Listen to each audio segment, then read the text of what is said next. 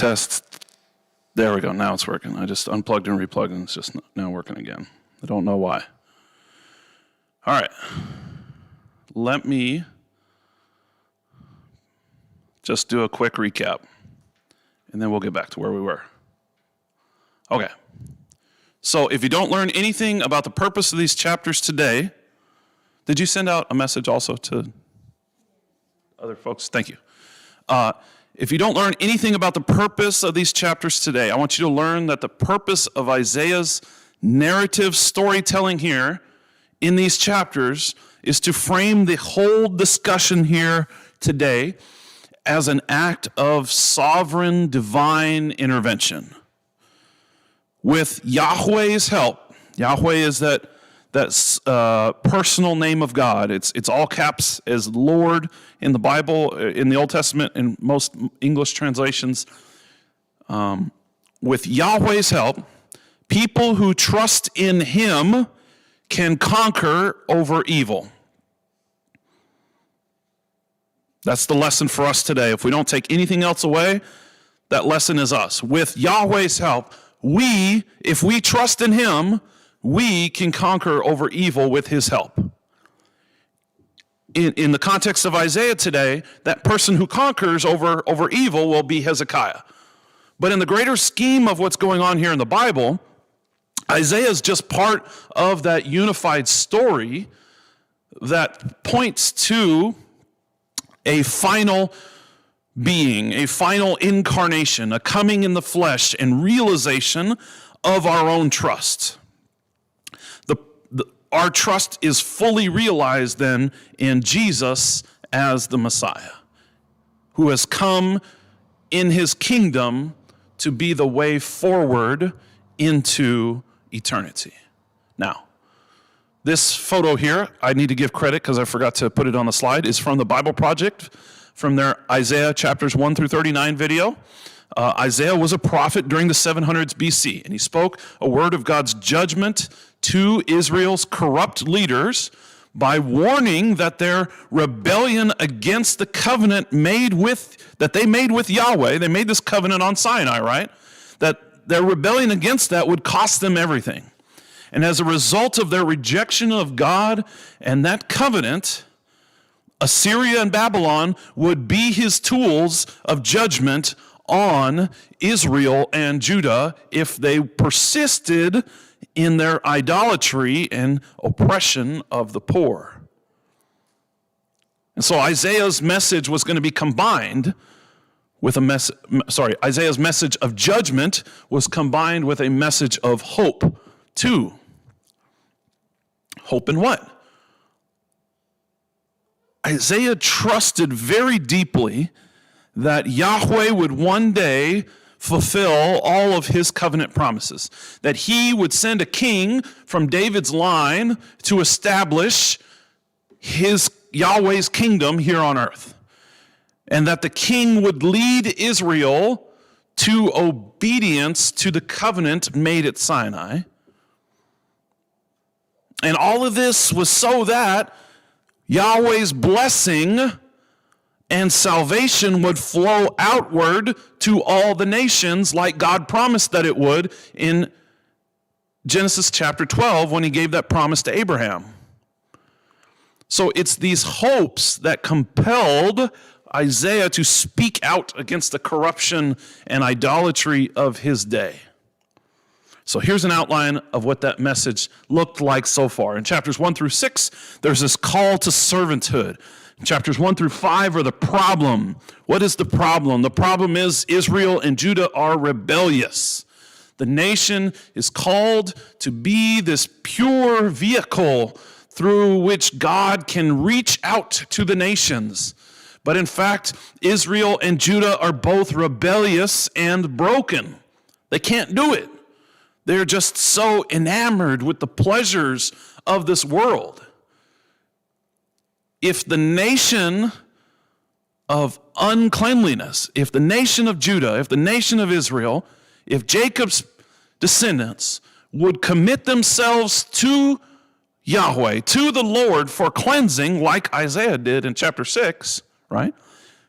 then they would have a message to declare to the nations, and that message would be God's glory. This was Isaiah's message for them. Chapter 7 through 39 then is all about trust. Trust is the basis of servanthood. You won't go and serve somebody unless you trust them, at least not willingly. In chapter 7 through 12, this is an important important section of the book that we need to remember today because it is the mirror image of chapters 36 through 39 that we're going to talk about today. In chapter 7 through 12, we saw no trust. Ahaz, when given the option to trust Yahweh or Assyria, chooses to not trust God. And then in 13 through 35, we saw lessons in trust. God says to not trust the nations. Don't trust in yourself. Don't trust in human exaltation, but trust in Yahweh. And now tonight, I wrote that last night, so I guess it's tonight. Now this morning, we're ready to look at what it looks like to trust God. And so chapters 36 through 39 are that mirror image of chapters 7 through 12. In these chapters this morning, Hezekiah is talked about in these glowing terms, right? His faithfulness towards Yahweh. Anytime there's a problem, he prays to God. And that's contrasted with his father, Ahaz, who stood in the same exact spot that happens here in chapters 36 in the opening verses. Hezekiah's contrast with his father Ahaz, and Hezekiah trusts God mostly. Because we're going to find out at the very end of the section in chapter 39, Hezekiah slips back into that pride and self-exaltation that was the downfall of his father. And it will be the downfall of the nation. Now, let's get into the chapters for this morning. Chapter 36 talks about Sennacherib and his invasion of Judah. Notice I didn't say Jerusalem. A lot of subheadings will say Jerusalem. He doesn't invade Jerusalem. We don't even know that his army made it to Jerusalem. But I'm getting ahead of myself here. Let me get back. In chapters 13 through 35, we saw lessons in trust. That only trust in Yahweh and repentance, not these alliances with nations, can save Israel. This is then going to get illustrated in our story this morning about the rise and fall of the king of Jerusalem. And just as Isaiah predicts, the Assyrian army comes and prepares to lay siege to this great and final city that hasn't been taken in Jerusalem. Sennacherib comes and he takes 46 of the 48 cities in Jerusalem, and at the time he's sending his general, he's in the process of taking number 47, Lachish. So look at chapter 36 and verse 2. And the king of Assyria sent Rabshakeh from Lachish to Jerusalem to King Hezekiah with a large army. And he stood by the conduit of the upper pool on the highway of the washers' field. What does that remind us of? Remind us of chapter 7 and verse 3, the same exact place that Ahaz stood when it was time for him to decide whether he was going to trust God or not. And now it's Hezekiah's turn. And so the Rabshakeh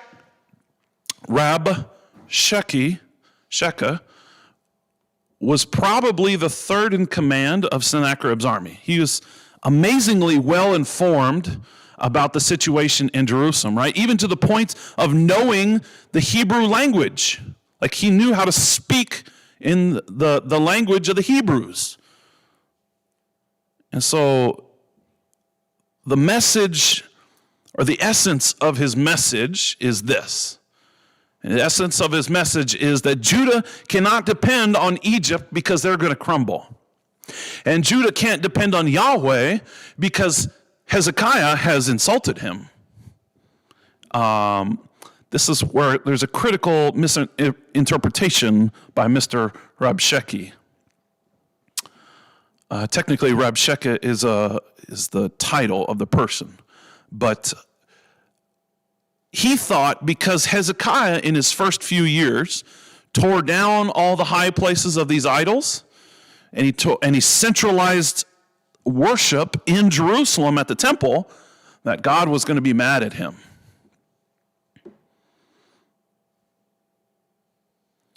So Pharaoh is unreliable, and he's going to break like a reed. A reed is something that grows by the river.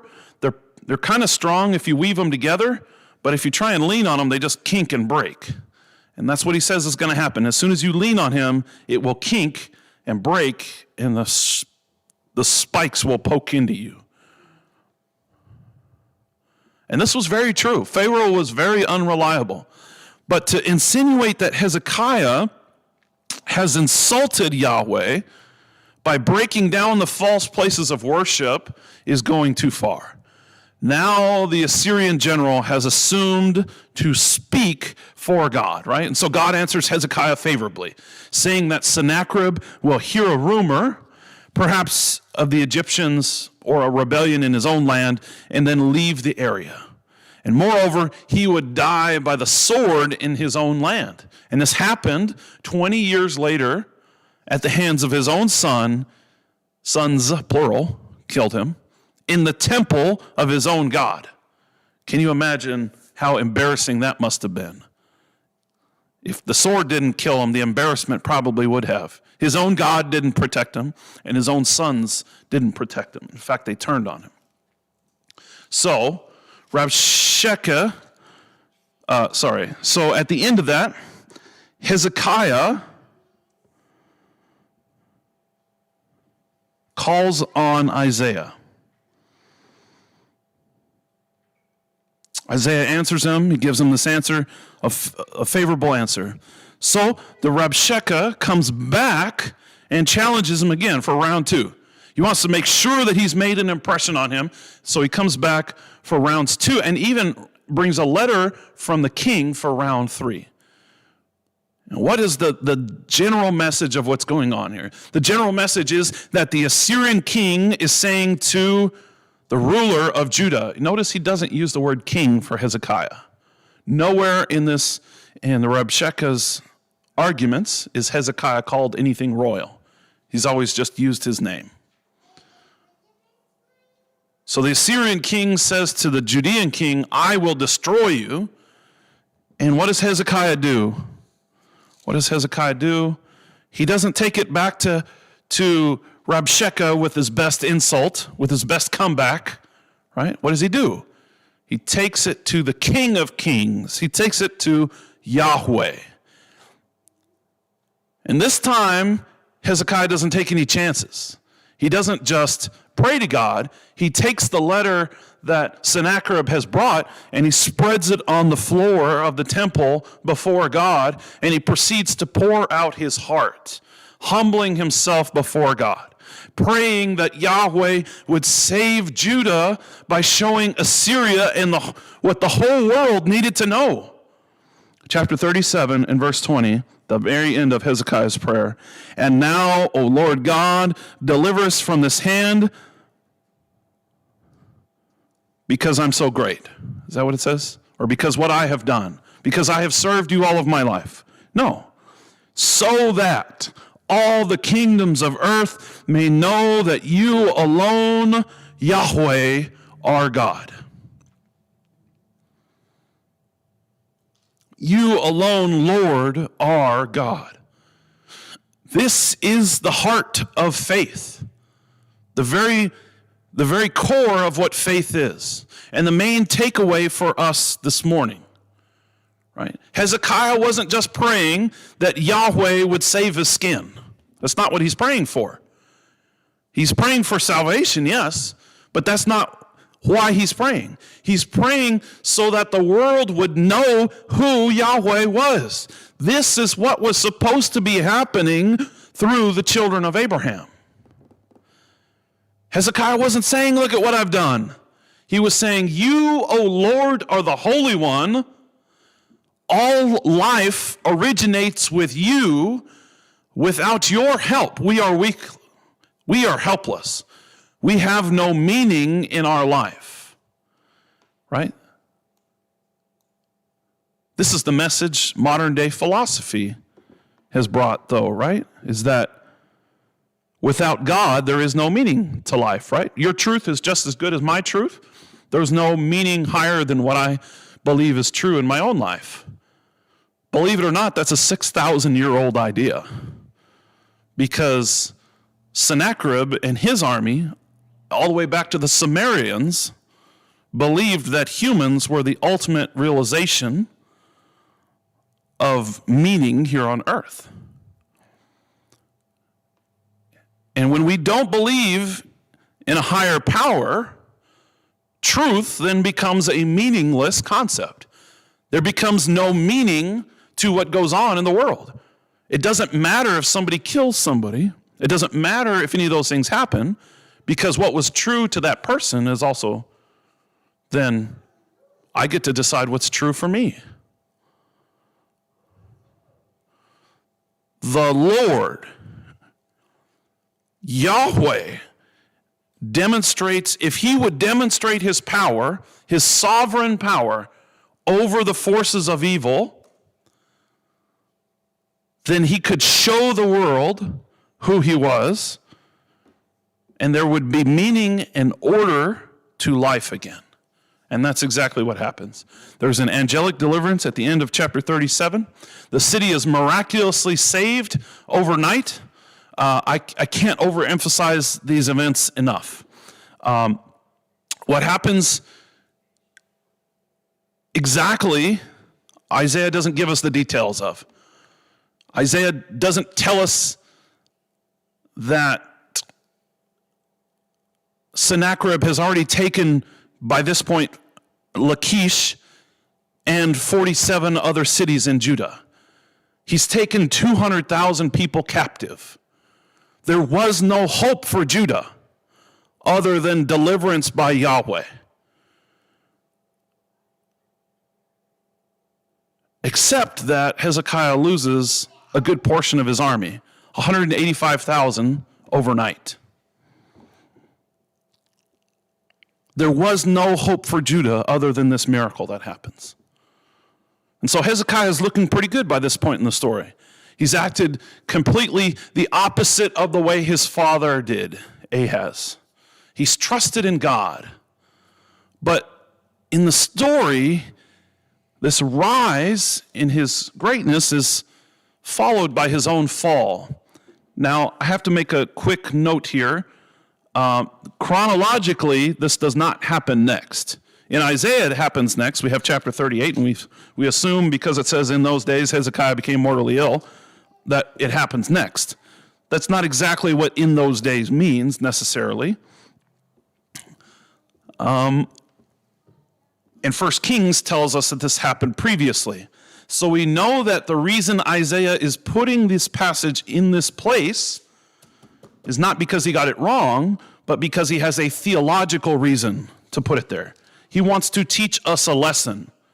Hezekiah has now become sick. We find in 1 Kings that Hezekiah says he has become sick because he has done these evil things. Well, Isaiah doesn't tell he's done evil things. What has he done?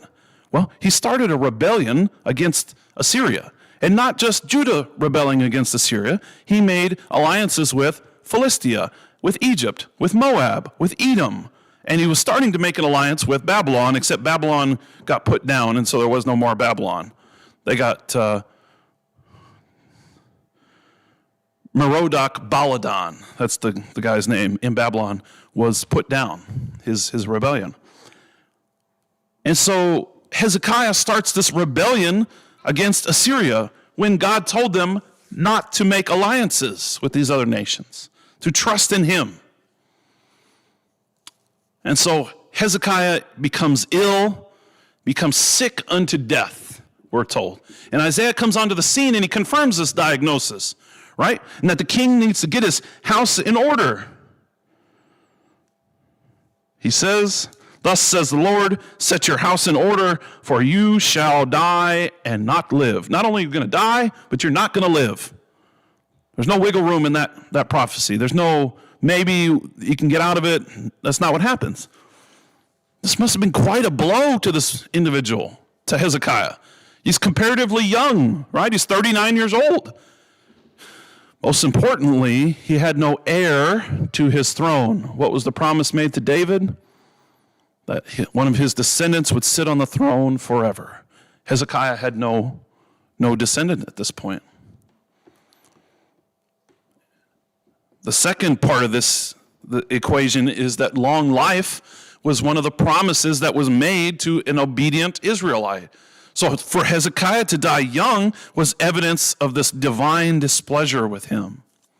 We're not told what those displeasure was here in Isaiah, but we are told in 2 Kings and Chronicles. 2 Chronicles. So I encourage you to go read those. 2 Kings 18, 19, and then 2 Chronicles 22 and 32, I think. 22, 23. I don't remember. Here we have, my point is this, that we have the literary genius of Isaiah shining through in this story. Isaiah is using a literary device that we are all familiar with. If you think back to school, when you studied literature and the different ways that authors use to bring out the message to us, one of the ways they do that is through a literary device, and this is the easiest one to remember. It's contrast. Isaiah is contrasting Hezekiah's attitude with the attitude of Judah in general. What happens on page 1 of Isaiah? Page 1, chapter 1, verse 5 through 6. Why will you still be struck down? Why will you continue to rebel? The whole head is sick. It's covered in illness, is the literal translation. And the whole heart is faint. From the sole of your foot even to the head, there is no soundness in it, but bruises and sores and raw wounds that are not pressed out or bound up or softened with oil. This is the picture of the man on the side of the road that the Samaritan comes and saves. This is the person who's been beat and laying in the dust. And they choose to just stay there. They choose not to ask for help. This is the contrast that Isaiah is making with Hezekiah now, because Hezekiah, as soon as he hears that it's a done deal, that he's dead, he goes to God and prays. Look at the very beginning here of chapter 38. Or let me skip down to verse 3. Hezekiah turns his face to the wall and prayed to Yahweh and said, "Remember now, O Yahweh, I beseech thee, how I have walked before you in truth with a whole heart, and have done what is good in your sight." And Hezekiah wept bitterly. And the word of the Lord came to Isaiah, saying, Go and say to Hezekiah, Thus says the Lord, the God of your father David, I have heard your prayer, I have seen your tears. Behold, I will add 15 years to your life, and I will deliver you and the city from the hand of the king of Assyria, and I will defend this city. God is faithful to hear the prayer of his people. Hezekiah's immediate reaction was to turn his face towards the wall and pray to Yahweh. He asked Yahweh to remember his life of diligent service, of walking in truth in his whole heart, and he wept bitterly. He wept with a great weeping. Hezekiah had no son to be an heir on his throne. And so that Davidic dynasty through whom the Messiah, the king who was coming, was supposed to come, it would end so abruptly, or so it seems, because Yahweh answers that prayer of his faithful servant Hezekiah and promises him 15 more years of life. And Hezekiah sees himself worshiping again in the house of the Lord in verse 20. The Lord will surely save me, so we will play my song. This is before he's been promised he's going to be saved, but he hasn't been cured yet. So the Lord will surely save me. So we will play my songs on stringed instruments all the days of our life at the house of the Lord. Now Isaiah had said, let them take a cake of figs and apply it to the boils so that he may recover. This is the mark of a redeemed person, a person who has been bought back, that they can sing because they have been delivered. In the deepest sense, it's the caged person, the person who was caged but now is free. It is their heart that sings. And this brings us to the second major takeaway that I want for everybody to take away this morning. The second major takeaway for this morning is that when we approach God in faith, relying on him for deliverance, we too can sing that song of the redeemed. We can sing it in any terrible and trying circumstance here on earth.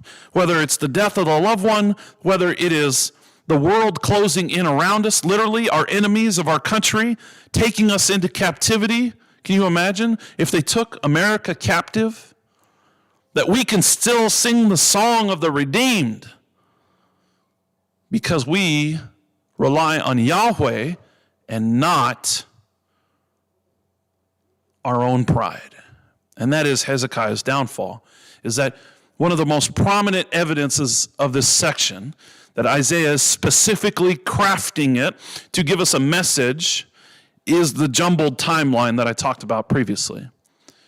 The information is there to highlight the fulfillment of the words of Yahweh to Isaiah.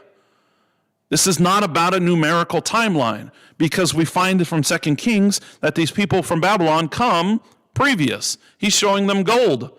After Sennacherib leaves, there's no more gold. He stripped even the doorposts of gold to find enough to give to Sennacherib. So this happens before the invasion. This foreboding message that comes here in chapter 39 is about Babylon. And it's a reminder that all is not well with Hezekiah. And it forecasts Judah's ultimate doom. Because Hezekiah's fall is sad. It's sad in the fact that he chooses, like his father, to rely on national alliances rather than God. It says in chapter 39 that they came to wish him well because he was sick. Is that the only reason they came? Is that the reason Hezekiah was showing them all the stuff? It's because he got better? No. He was trying to curry favor with them for a national alliance. He hosts this delegation from Babylon, and he tries to impress them by showing them everything in Jerusalem's treasury, everything in the temple, and the armory. It's clearly an effort to make another political alliance for protection, rather than leaning on God. The other main function of this passage, and this is critically important here, that we remember this as we kind of wrap up this morning. The other main function of this passage is to lead us forward into the chapters ahead that are going to talk about Babylonian captivity. Chapters 40 through 66 are set 150 years in the future. Isaiah reminds us that even though Jerusalem would survive this invasion,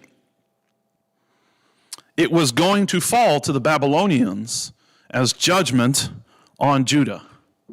And so Isaiah's words from now on will be words of comfort to his people. They've been words of judgment mostly this entire book.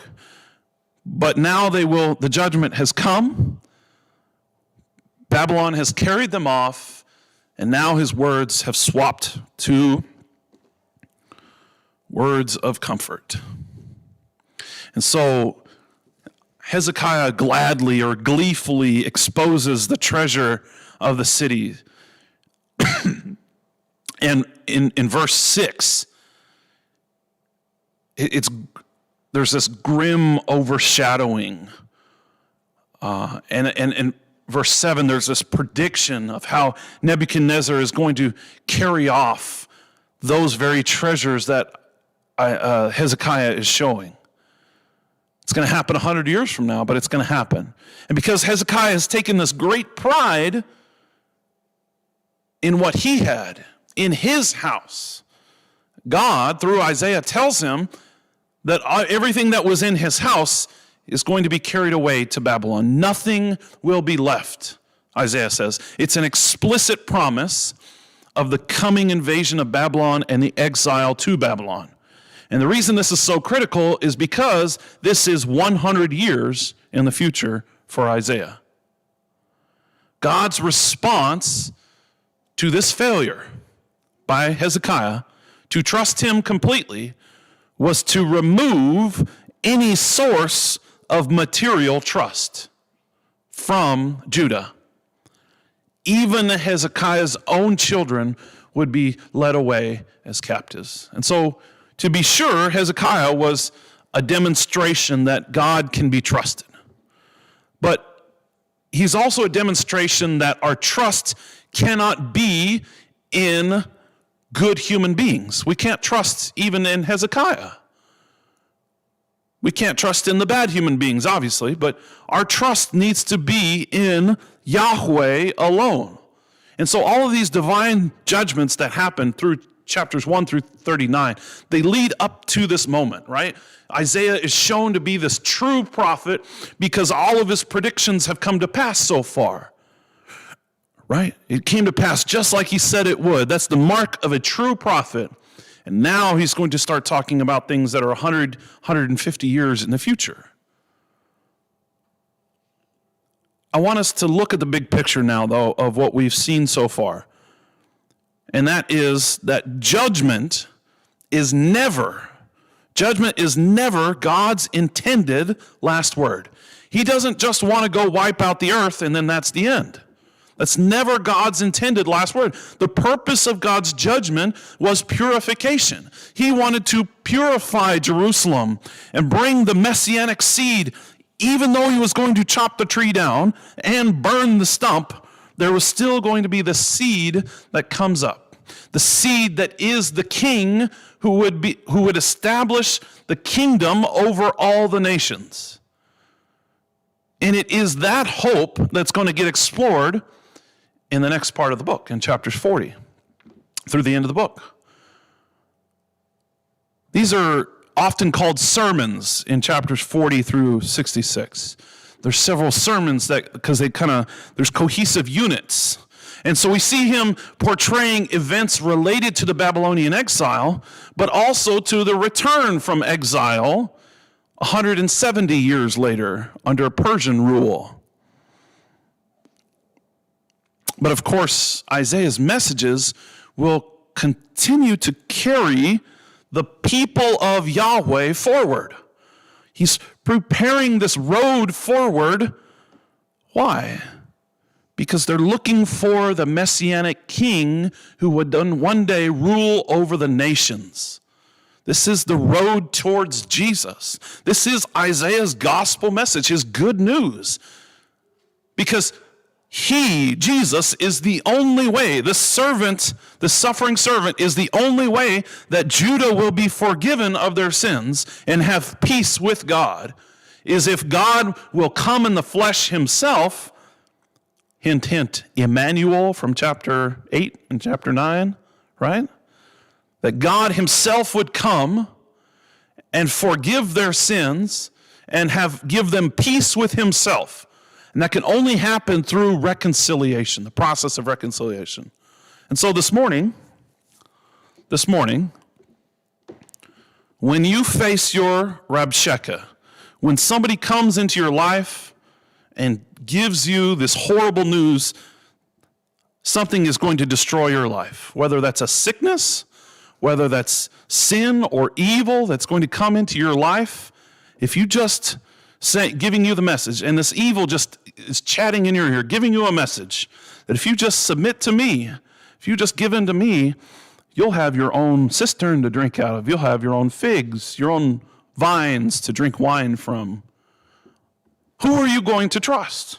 Are you going to trust in the physical, or are you going to trust in Yahweh? And my answer is that my trust will be in the Lord, in Yahweh, in the Lord of heaven's armies, in the Holy One of Israel.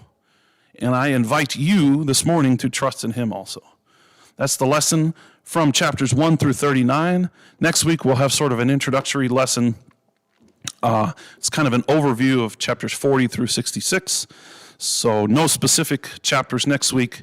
It's good to have everybody here this morning. If you would like to make the decision to trust in Jesus for the first time, we can help you with that. If you need to put on Christ like a pair of clothing, you can do that this morning. We can help you do that by repenting like Hezekiah, like praying to God for forgiveness, and by being baptized into the name of Christ, putting him on, like Galatians chapter 3 and verse 24 through 26 says, that you can clothe yourselves with Christ.